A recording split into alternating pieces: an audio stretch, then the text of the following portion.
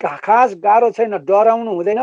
साह्रै डर लाग्यो भने पन्जा लगाउने नि, पन्जा लगाएर घार घार घार बोरामा हालेपछि त यति सजिलो हुन्छ। बोले 100 रुपियाँमा लिए भने त्यो भुटेर चाहिँ त्यो 1 किलोको 4 प्लेट हुन्छ। 100 रुपियाँ प्लेट गर्यो भने अथवा 50 रुपियाँ प्लेट गर्दा पनि 200 रुपियाँ भयो नि त, भएन? होइन, म त भन्छु मैले नै सरकारले 20 रुपियाँ किलो दियो, हाँस उठ्छ। 1 किलो सलह मार्नलाई 2000 रुपियाँ लाग्छ औषधि सर्यो भने, 20 रुपियाँले कहाँ मर्छ, होइन? त्यस कारणले म त भन्छु यो औषधि छर्केर चाहिँ कमिसन खाने, घुस खाने भन्दा किसानको पनि भलो हुने, सबैलाई प्रोत्साहन पनि हुने, 100 रुपियाँ दिनुपर्छ भन्ने हो के। मैले चाहिँ सबैले कसैले पनि 1 किलो मलाई किनेर के अरे मारेर ल्याइदियो भने 100 रुपियाँ नगद दिन्छु। 1000 किलोसम्म एउटा चाहिँ बोलेरो पिकअपको चाहिँ लोडभरि 1000 किलो ल्याइदियो भने म 1 लाख रुपियाँ क्यास दिन्छु भनेको छु।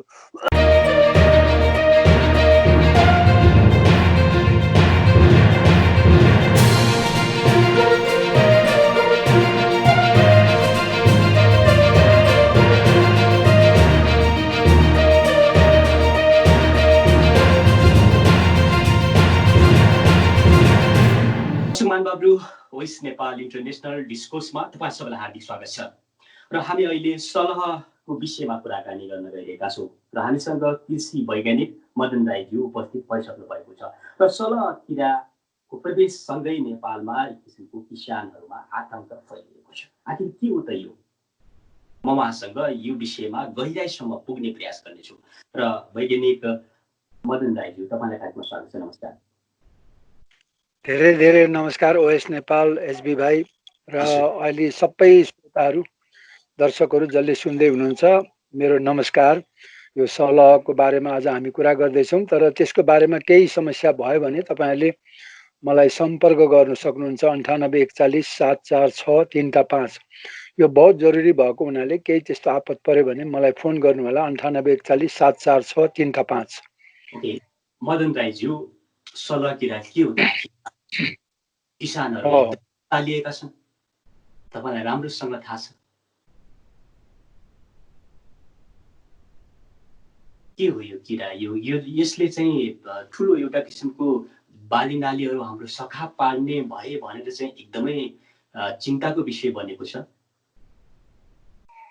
यो जसरी अब कोरोनाको प्लेग भन्छ, महामारी आएको छ, सलह पनि एउटा प्लेग, अङ्ग्रेजीमा प्लेग भन्छ, नेपालीमा महामारी। महामारी नै हो। अब महामारी ठुलो सानो धेरै थोरै नोक्सान गर्ने हुन्छ। यो चाहिँ सौभाग्यले नेपालमा करोडौं यो सलहको चाहिँ झुण्ड भन्छौँ, हुल भन्छौँ, अङ्ग्रेजीमा स्वाम भन्छ, त्यो चाहिँ करोडौंको सङ्ख्यामा हुन्छ। 3, 4, 5 करोडको हुल हुन्छ सुरुमा निस्किँदा मरुभूमिबाट, तर वासस्थानबाट। नेपालमा चाहिँ अब पाकिस्तान भारत हुँदै आउँदाखेरि उता धेरै मर्दै मर्दै आएर अहिले केही लाखको सङ्ख्या, 2, 3 लाख 4 लाखको सङ्ख्यामा चाहिँ आए जस्तो छ। त्यस कारणले हामीलाई त्यो ठुलो सङ्कट चाहिँ होइन, तर त्यसले पनि अब नोक्सान गर्न सक्छ। अब छिटफुट रूपमै भन्छु, तर सतर्क चाहिँ हुनुपर्छ। किनभने सलह एउटा किरा हो, प्राणी हो, त्यो पनि बाँच्नुपर्छ, घुमिरहन्छ, उसको जीवन चक्रहरू पुरा गर्नुपर्छ। त्यसले गर्दाखेरि सलह के हो भनेर बुझ्नुपर्छ। मैले चाहिँ आज तपाईँ ओएस मार्फत पनि हिजो पनि धेरै टिभी र चाहिँ के भन्छ अनलाइनहरूबाट, एफएमबाट मैले यसबारे बोलिसकेका छु। सबैले बोल्दैछौँ यो महामारीलाई चाहिँ हामीले सबैले मिलेर चाहिँ यसलाई नियन्त्रणमा ल्याउनुपर्छ। सजिलो छ। पहिलो कुरो त अब नेपालमा थोरै आयो, सजिलो छ। अर्को कुरो यसलाई नियन्त्रण गर्नु पनि ठुलो देखिने र दिउँसो आउने भएकोले यसलाई चाहिँ सजिलोसँग नियन्त्रण गर्न सकिन्छ, तर मान्छेले हामीले जुक्ति पुर्याउनुपर्छ। अब त्योभन्दा पहिला सलह के हो भनेर बुझ्नु पर्यो। सलह भनेको एउटा एक खालको किरा हो। अब प्राणीहरू मध्येमा मान्छे 2 खुट्टे, पशु 4 खुट्टे, पन्छी 2 पङ्खे, किरा 6 खुट्टे र कीटाणु 1 कोशी हुन्छ। त्यसमध्येमा यो किरा हो। यो किरा चाहिँ नेपालीमा यसलाई फट्याङ्ग्रा भन्छ, अङ्ग्रेजीमा ग्रास होपर भन्छ। तर यो चाहिँ ठुल्ठुलो हुल, यो ग्रास होपरहरूले चाहिँ आफ्नो भनौँ न जब एकै ठाउँमा बसेर चाहिँ ठुल्ठुलो हुल बनायो भने त्यसलाई लोकस्ट अथवा नेपालीमा सलह भन्छौँ, होइन? हाम्रो ग्रास होपरलाई हाम्रो चाहिँ चाम्लिङ राई भाषामा कुचिपा भन्छौँ। त्यस कारणले यो एक एकवटा सोलिटरी पनि बस्छ, यसको थुप्रै प्रजातिहरू भएको हुनाले अब यो सलह चाहिँ सबभन्दा खतरनाक हुन्छ। मुख्य कारण चाहिँ यिनीहरू हुल बाँधेर आएर बाली अथवा वन सबै कुरा वनस्पति जति छाप्पै सक्ने भएको हुनाले यसलाई चाहिने प्लेग अथवा हैजा अथवा एक प्रकार के भन्छ विध्वंसकारी प्राणी पनि भनेको हो। त्यसले गर्दा यो अब नेपालमा यसको चाहिँ कसरी यो कहाँ यसको जीवन चक्र पुरा गर्छ, अन्डा कहाँ पर्छ, बच्चा कहाँ निकाल्छ, कहाँ हुर्किन्छ भन्दाखेरि यो यसलाई बालुवा चाहिन्छ, विशेष गरेर अलिकति फेरि सफा ठाउँमा मरुभूमि जहाँ छ त्यहीँ बालुवा हुन्छ र यसको धेरै हुल विशेष गरेर लोकस्ट भन्ने चाहिँ मरुभूमिमै मात्रै सम्भव छ। यो अब यतातिर खेतीपाती नजिकको बालुवामा चाहिँ धेरै ठाउँ हुँदैन, धेरै हुल बनाउन सक्दैन। त्यस कारणले त्यो हुलको लागि चाहिँ मरुभूमि चाहिन्छ। मरुभूमिमा अब संसारको मरुभूमिहरू धेरै छ, तर त्यसमध्येमा पनि अब अफ्रिकाको सहारा र नेपालको एसियाको गोबी यो ठुल्ठुलो चाहिने मरुभूमिमा चाहिँ यिनको चाहिँ जीवन चक्र पुरा हुन्छ र एकदमै ठुलो हुलको रूपमा चाहिँ यिनीहरूले आफ्नो के अरे बच्चाहरू निकालेर चाहिँ हुल बनाएर अब वनस्पति खाएरै बाँच्छ र यिनीहरू विभिन्न ठाउँमा नजिक नजिक गएर हप्तैपछि उहाँ त हप्तैपछि दिनैपछि अब बाँच्नु त पर्यो, आउँछ हुलहरू। अब यो पाकिस्तान इन्डियाको त्यो र अरबियन देशहरूमा अफ्रिकामा नेपाल चाहिँ 4-5 हजार किलोमिटर टाढो भएको हुनाले घुम्दै घुम्दै आउँदाखेरि सधैँ त्यति ठुलो आउँदैन। यो 11 सालमा आएको हो, पहिला 65-66 वर्ष भयो, त्यसपछि फेरि आयो, तर त्यति ठुलो रूपमा विनाशै गर्ने खालको त होइन, अलिअलि नाश गर्छ, विनाशै चाहिँ गर्दैन। ओके, जस्तो मदन राईज्यू होइन, यो अफ्रिका पाकिस्तान भारत हुँदै नेपाल प्रवेश गरेको छ, ठुलै मात्रामा हामी देख्छौँ। अहिले तराईतिर आतङ्क छ, तर यो भारततिर नियन्त्रण हुन नसक्दा यता प्रवेश गरेको भन्न मिल्छ? हो होइन, यसो छ पाकिस्तानमा निस्क्यो अथवा साउदी अरेबियामा निस्क्यो, त्यताबाट हुँदै हुँदै पाकिस्तान आइपुग्यो, पाकिस्तानको गोबी डेजर्टमा निस्क्यो, त्यताबाट आइपुग्यो। यो त के छ भने खान लायक पनि हुने, अनि यो त विशेष गरेर पन्छीहरूको होइन, जङ्गलमा हुने पन्छीहरू पनि यसैमा बाँच्छ नि त, यसको यो पनि खानेकुरा हो। यो त फुड चेनमा चाहिँ एकदम खानेकुरा हो नि त।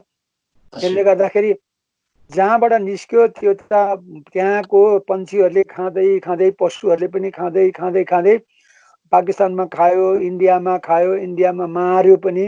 अब बाली खाने भएपछि मार्ने नै भयो। अनि जति जति फुत्किँदै गयो, किनभने यो त एक ठाउँमा बस्दैन, उड्दै जान्छ, बास बस्यो उड्यो, बास बस्यो उड्यो होइन।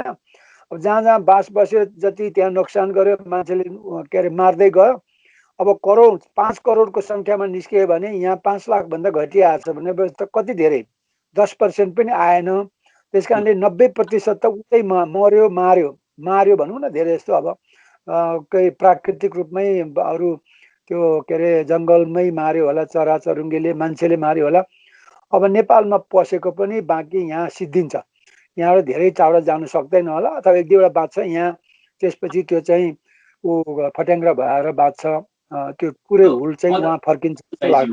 मदन राईजी, जस्तो को संख्या नेपालमा बढ्न सक्छ कि सक्दैन, अहिले बच्चा उत्पादन गर्न सक्ने, जस्तो तराईतिर बालुवाहरू पनि छ होइन, त्यस्तो योग्य अलिकति गर्मी अत्याधिक देखिन्छ त्यहाँ, तपाईँलाई थाहा छ पनि तराईको चाहिँ एउटा त्यहाँको टेम्परेचर एकदमै होइन हाई नै छ। तर यो हेर्दै गर्दा तराईतिर चाहिँ यसले बच्चा जन्माउन सक्ला कि भन्ने एउटा आशंका? होइन, बच्चा त जन्माउन सक्छ, त्यही भने मैले त्यसमा चाहिँ सोलिटरी फट्याङ्ग्रा भएर ग्रासहोपर भएर बस्छ होइन, त्यो त अब यहाँ। तर त्यो ठुलो हुल बनाउन सक्दैन, किनभने हुल बनाउने बालुवै छैन नेपालमा। ओके, जस्तो अब भोकमरी सँगसँगै मानव स्थानान्तरणको पनि समस्या देखिएको छ योभन्दा अगाडिका एउटा छ, यो त ठुलै जस्तो अहिले COVID-19 छ, त्यस्तै एउटा किसिमको यो पनि महाविपत्ति नै, हजुर, त्यस्तो विपत्तिको रूपमा यसलाई लिन सकिन्छ। अब नियन्त्रण कसरी गर्ने त मदन राईजी? हो, अब समस्या अहिले यही नै आएको छ। नेपालमा चाहिँ अहिले सरकारको कुरा चाहिँ औषधि छरेर ठिक भइहाल्छ भन्ने कुराहरू सुनिन्छ। त्यो अत्यन्तै घातक हो। यो डेजर्ट लोकस कन्ट्रोल भन्ने त अब संसारको विशेष गरेर अफ्रिका र यो इन्डिया यो जहाँ जहाँ मरुभूमिको देशहरू छ त्यहाँ त भयङ्कर पुरानो चाहिँ भयङ्कर के अरे ठुल्ठुलो स्टोरीहरू बनाएको छ होइन। अब त्यो चाहिँ सरकारको ठुलो दायित्व हुन्छ। त्यस बेला चाहिँ अगाडि अगाडि थाहा नपाउँदाखेरि डिडिटी प्रयोग गरेर चाहिँ सबै मच्छर मारे जस्तै के अरे यो औषधि प्रयोग गरेर अथवा विषादी प्रयोग गरेर चाहिँ यो कन्ट्रोल गर्ने नियन्त्रण गर्ने भन्ने सरकारको नीति थियो।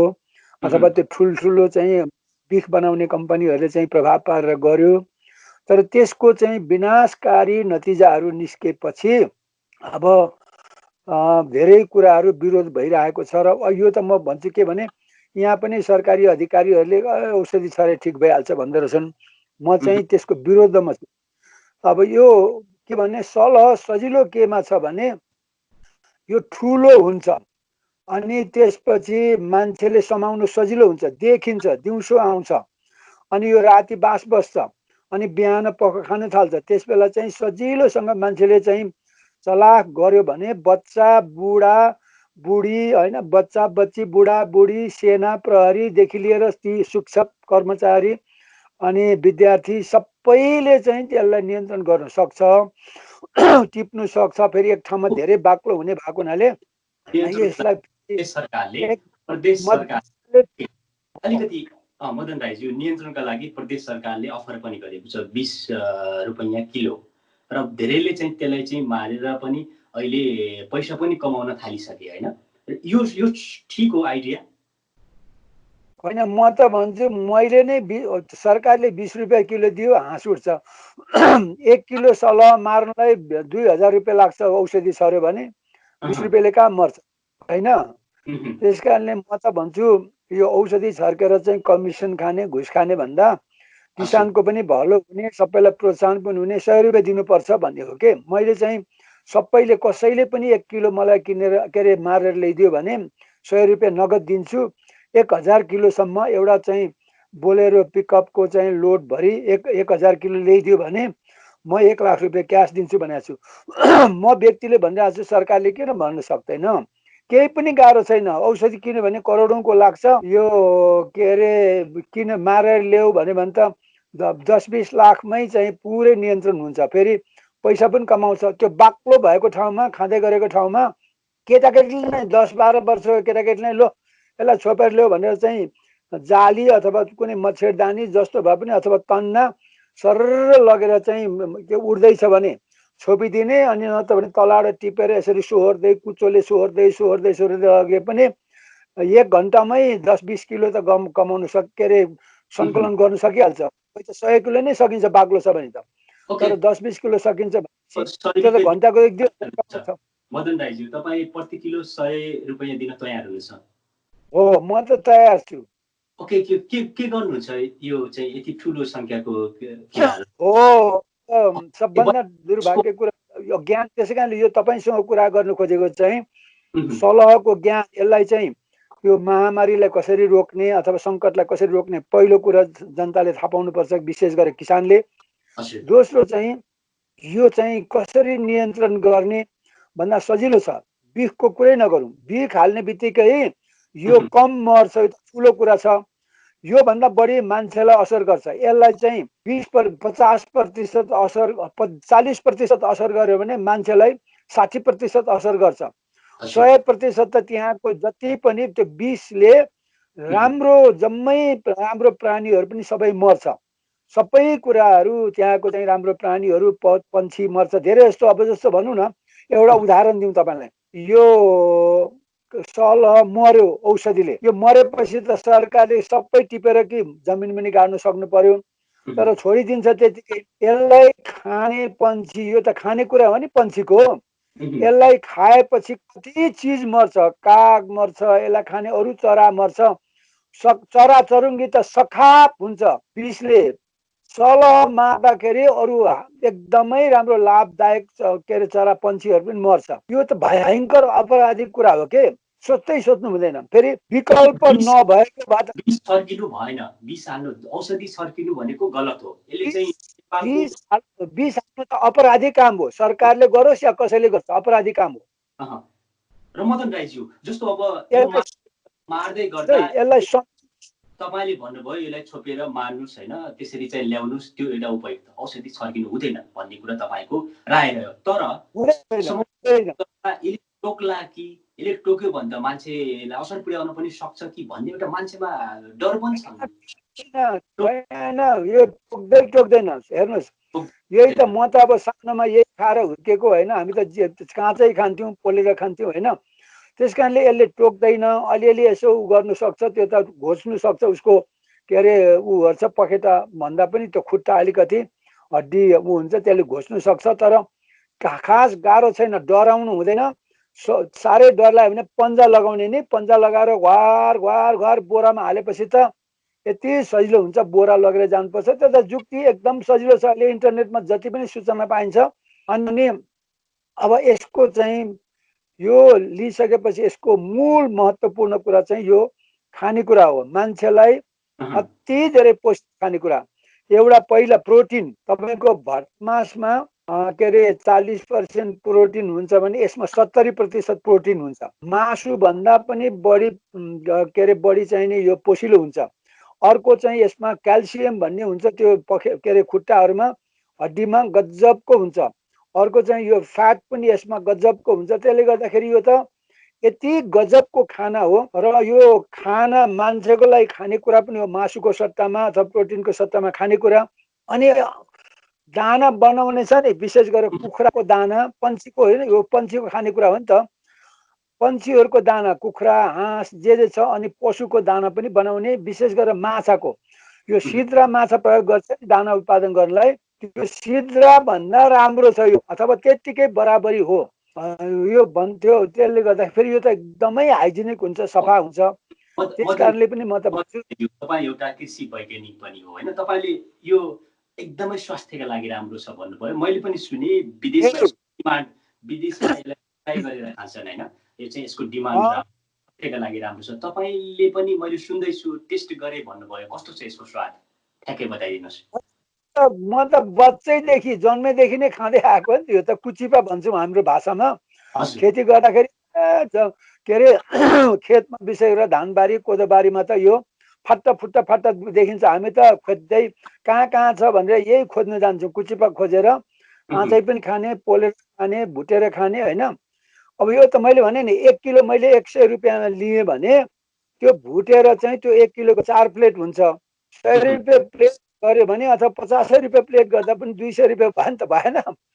कति हो 10-20 रुपियाँको चाहिँ तेल लगाइदिएपछि यो त गजब। अलिअलि नुन 1-2 रुपियाँको नुन लगाइदिएपछि त पुग्यो होइन, 10 पैसाको नुन भए पुग्छ। त्यस कारणले फाइदै फाइदा छ कि त्यो खाने मान्छेलाई पनि फेरि मासु खाए भन्दा पनि बढी फाइदा हुन्छ। त्यस कारणले त्यो त मासु हो, प्राणी हो नि, यो त किरा हो। हामी श्रिम्प खान्छौँ नि होइन, अब लब्स्टरहरू खान्छौँ, सबै त्यो त्यस्तै त हो नि, यो पनि खानेकुरा हो।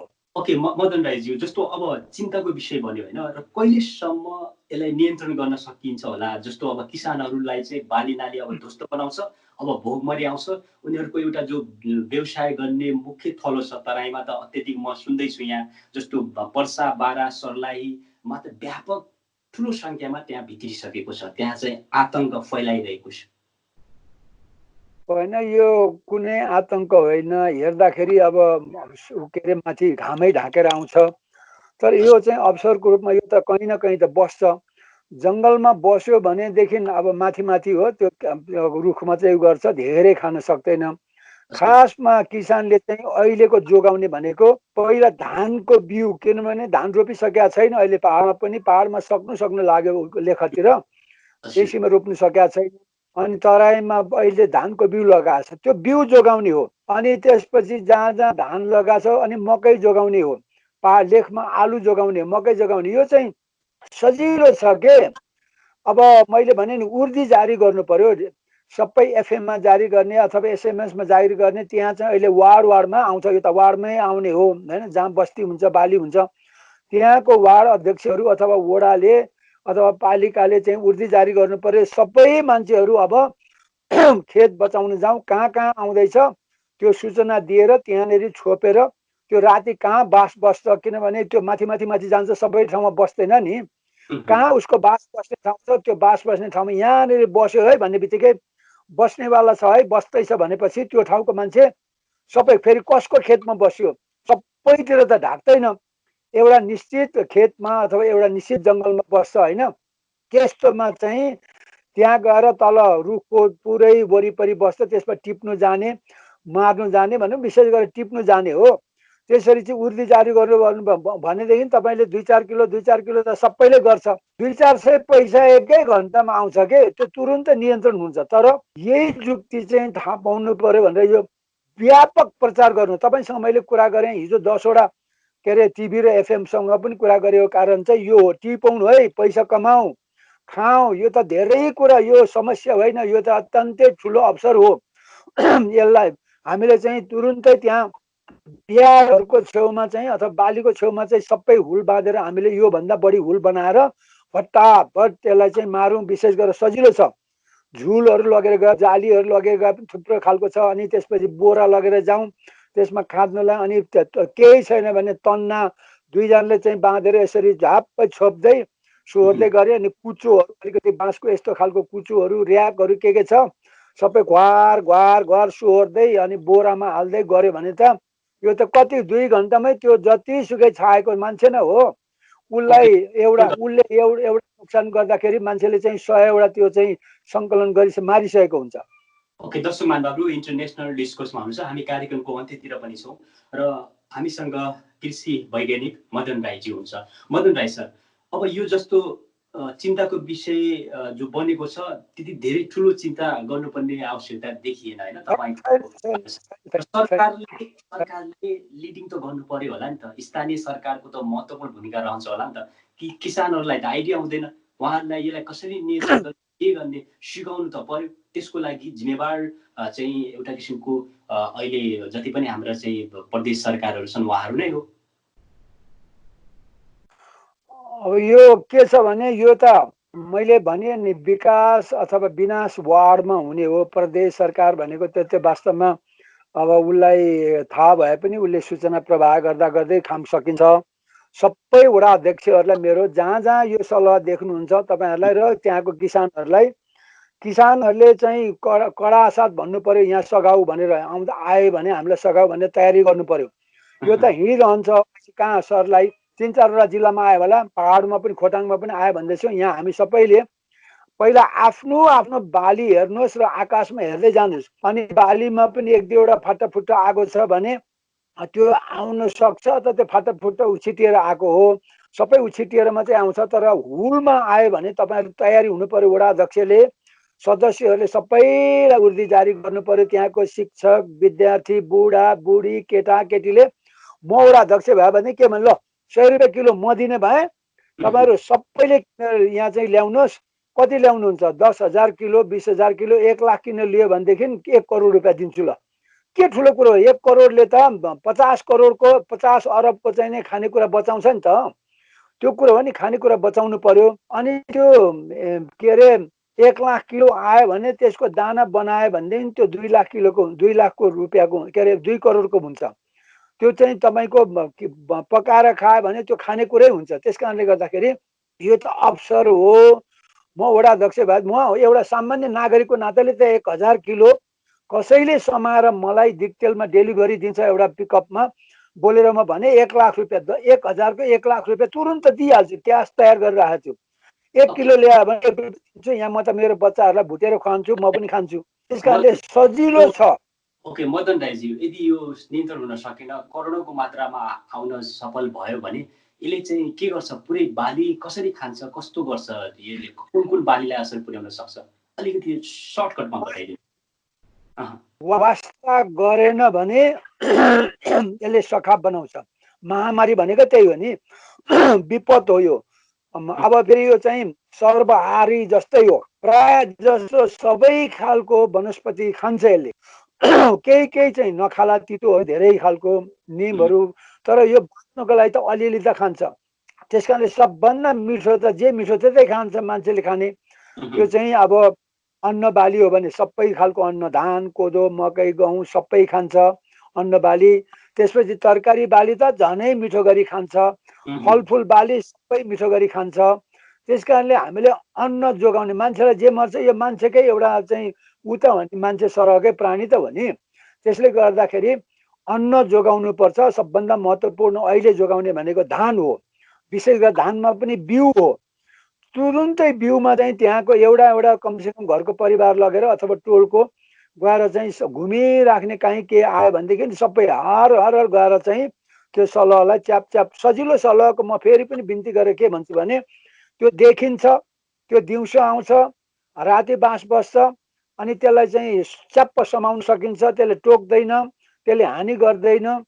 त्यस कारणले डराउनु हुँदैन।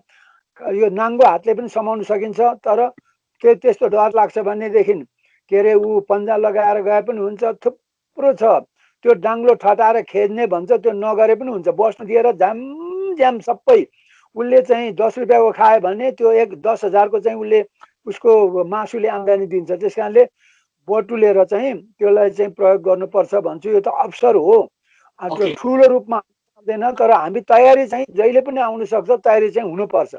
महत्त्वपूर्ण समयका लागि तपाईँलाई धेरै धेरै धन्यवाद मदन राईज्यू।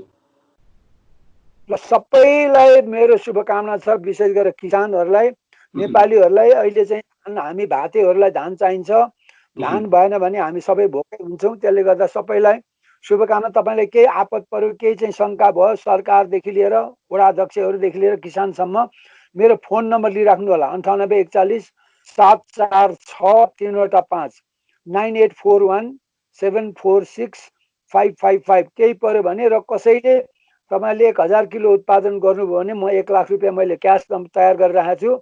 कुनै पनि बेला ल्याइदिनुहोस्, म खुसी हुनेछु, तपाईँहरू पनि खुसी हुनुहुन्छ। यो अवसर हो, यसलाई चाहिँ सबैले चाहिँ नडराइकन एकदमै निश्चित आँट गरेर सबै मिलेर चाहिँ समाधान गरौँ। यो ठुलो समस्या होइन। शुभकामना, धन्यवाद ओएस नेपाललाई। दर्शक महानुभावहरू, उहाँ हुनुहुन्छ कृषि वैज्ञानिक मदन राईज्यू। आजको यो बहस कस्तो लाग्यो तपाईँहरूको प्रतिक्रिया पनि चाहिन्छ। त्यसका लागि तपाईँहरूले voiceNepal@gmail.com र yasvitamraka.voiceNepal@gmail.com मा पठाउन नबिर्सनुहोला। भोइस नेपालको केन्द्रीय कार्यालय क्यालिफोर्निया र त्यसै गरी हाम्रो दोस्रो केन्द्रीय कार्यालय नामनगर काठमाडौँ हो। आवाज विहीनहरूको आवाज बनेर हामी निरन्तर अगाडि बढिरहनेछौँ। तपाईँहरूको आवाज हाम्रो आवाज हो। म यास्विताम्रका बिदा चाहन्छु। नमस्कार।